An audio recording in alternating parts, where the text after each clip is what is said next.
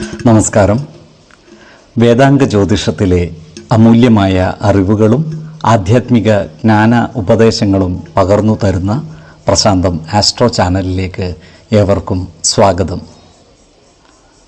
ഈ ചാനൽ ഇതുവരെയും സബ്സ്ക്രൈബ് ചെയ്യാത്തവർ ഇപ്പോൾ തന്നെ സബ്സ്ക്രൈബ് ചെയ്യുക. നോട്ടിഫിക്കേഷൻ ലഭിക്കുന്നതിനായി ബെൽ ബട്ടൺ അമർത്തുമല്ലോ. ഒപ്പം ചാനൽ ലൈക്ക് ചെയ്യുക, ഷെയർ ചെയ്യുക, കമൻറ്റ് ചെയ്യുക. കൊല്ലവർഷം 1199 കർക്കിടക സംക്രമം വിശാഖം നക്ഷത്രത്തിലാണ്.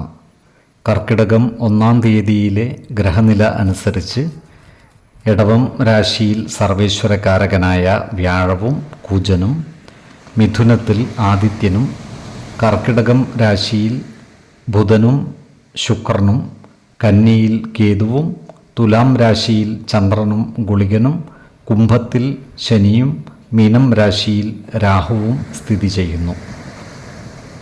അശ്വതി നക്ഷത്രത്തിൽ ജനിച്ചവർക്ക് കർക്കിടക മാസം പൊതുവെ ഗുണദോഷ സമ്മിശ്രമായിരിക്കും.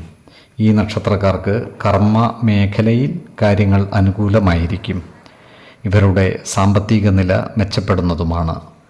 എന്നാൽ സാമ്പത്തിക കാര്യങ്ങൾ കൈകാര്യം ചെയ്യുമ്പോൾ ജാഗ്രത പാലിക്കുന്നത് ഗുണകരമായിരിക്കും. ഈ നക്ഷത്രക്കാർക്ക് കുടുംബ ജനങ്ങളുമായി കൂടുതൽ അടുത്തിടപഴകുവാൻ അവസരം ലഭിക്കുന്നതാണ്. നല്ല വാക്കുകളിലൂടെയും പ്രവൃത്തികളിലൂടെയും കുടുംബ ജനങ്ങളുടെ ഇഷ്ടം നേടിയെടുക്കുവാൻ ഇവർക്ക് സാധിക്കുന്നതുമാണ്. എന്നാൽ സുഹൃത്തുക്കളിൽ നിന്നും അപ്രതീക്ഷിതങ്ങളായ ഓരോ പ്രശ്നങ്ങൾ വന്നു ചേരുവാനുള്ള സാധ്യതകൾ കാണുന്നുണ്ട്. എന്നാൽ ഇത്തരം പ്രശ്നങ്ങളെ സൗഹൃദ ബന്ധങ്ങൾക്ക് കോട്ടം വന്നു ചേരാതെ പരിഹരിക്കുവാൻ പരമാവധി പരിശ്രമിക്കേണ്ടതുമാണ്. കോപവും സങ്കടവും ഈ നക്ഷത്രക്കാരുടെ മനസ്സിനെ അസ്വസ്ഥമാക്കുവാനുള്ള സാധ്യതകൾ കാണുന്നുണ്ട്. ഇത്തരം സന്ദർഭങ്ങളിൽ മനസ്സിനെ ശാന്തമാക്കി ആത്മവിശ്വാസത്തോടെ മുന്നോട്ട് നീങ്ങേണ്ടതുമാണ്. ഈ നക്ഷത്രക്കാർ ആരോഗ്യകാര്യങ്ങളിൽ ഒരു പ്രത്യേക ശ്രദ്ധ പതിപ്പിക്കേണ്ടതാണ്. പ്രത്യേകിച്ചും ജീവിതശൈലീ രോഗങ്ങൾക്ക് സ്ഥിരമായി മരുന്ന് കഴിക്കുന്നവർ കൃത്യമായ വൈദ്യ പരിശോധനകൾ നടത്തേണ്ടതും മരുന്നുകൾ മുടങ്ങാതെ കഴിക്കേണ്ടതുമാണ്. ഈശ്വര കടാക്ഷത്താൽ എല്ലാ പ്രശ്നങ്ങളെയും അതിജീവിക്കുവാൻ ഇവർക്ക് സാധിക്കുന്നതുമാണ്. 3, 12, 27 തീയതികൾ അനുകൂലമാണ്.